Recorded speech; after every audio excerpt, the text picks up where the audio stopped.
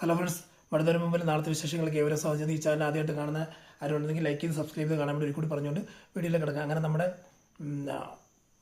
അലീനയും ബാലചന്ദ്രൻ നിൽക്കുമ്പോഴത്തേക്ക് വക്കീൽ വന്ന് പറയുവാണ്, നമ്മൾ രക്ഷപ്പെട്ടു, നമ്മുടെ അതായത് രോഹിത്തിന് ജാമ്യം കിട്ടി എന്നൊക്കെ പറയുമ്പോഴത്തേക്ക് അതെങ്ങനെ സംഭവിച്ചെന്ന് പറയുമ്പോഴത്തേക്ക് അവനെ അറിയത്തില്ലെന്ന് അറിയാം, ക്ലിയർ ആയിട്ട് അറിയാം.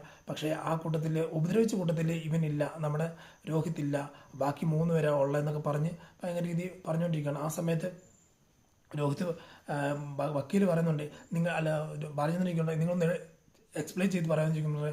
അതായത് വക്കീൽ ജഡ്ജി ചോദിക്കുന്നുണ്ട്, നീ പറഞ്ഞത് ശരിയാണ്, ആദ്യം പറഞ്ഞ മൊഴിയല്ലേ, ഇത് മാറ്റി പറയുമല്ലെന്ന് ചോദിക്കുമ്പോഴത്തേക്ക് പറയുന്നുണ്ടെന്ന്. അത് ആദ്യം അത് പോലീസുകാരും വക്കീലും അവരെല്ലാം ഞാൻ തന്നെ ഭീഷണിപ്പെടുത്തിയാണ് അങ്ങനെയെന്ന് പറയുന്നത്. അപ്പം നീ പ്രലോഭനത്തിൽ വല്ല ഏർപ്പെടുത്തിയിട്ടാണല്ലേ ഇപ്പം രോഹിത് തെറ്റുകാരനല്ല എന്ന് പറയുന്നത്? പ്രലോഭനത്തിൽ വല്ല ആരെങ്കിലും പ്രലോഭിച്ചോ അല്ലെങ്കിൽ പിന്നെ ആരും ഭീഷണിപ്പെടുത്തുന്നുണ്ടെങ്കിൽ ഇല്ല, ആരും ചെയ്തിട്ടില്ല, അങ്ങനെ ചെയ്തില്ല, എന്നെ അന്ന് ഉപദ്രവിച്ച കൂട്ടത്തിൽ രോഹിത് ഇല്ല എന്ന് പറയുന്നതാണ്. അത് കഴിയുമ്പോഴത്തേക്ക് പിന്നത്തെ കാലം സീൻ കാണിക്കുമ്പോഴത്തേക്കും രോഹിത്തിന് ജാമ്യം കിട്ടി വീട്ടിൽ വരികയാണ്. വീട്ടിൽ വന്നു കഴിയുമ്പോഴത്തേക്ക്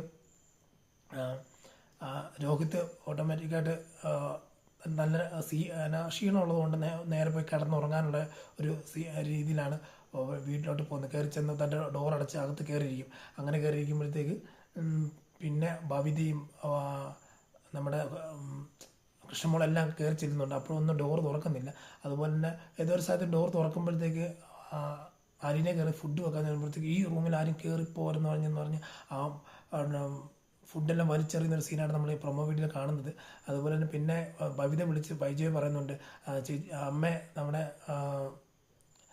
ചേട്ടന് അതായത് രോഹിതന് ജാമ്യം കിട്ടി വീട്ടിൽ വന്നിട്ടുണ്ട്.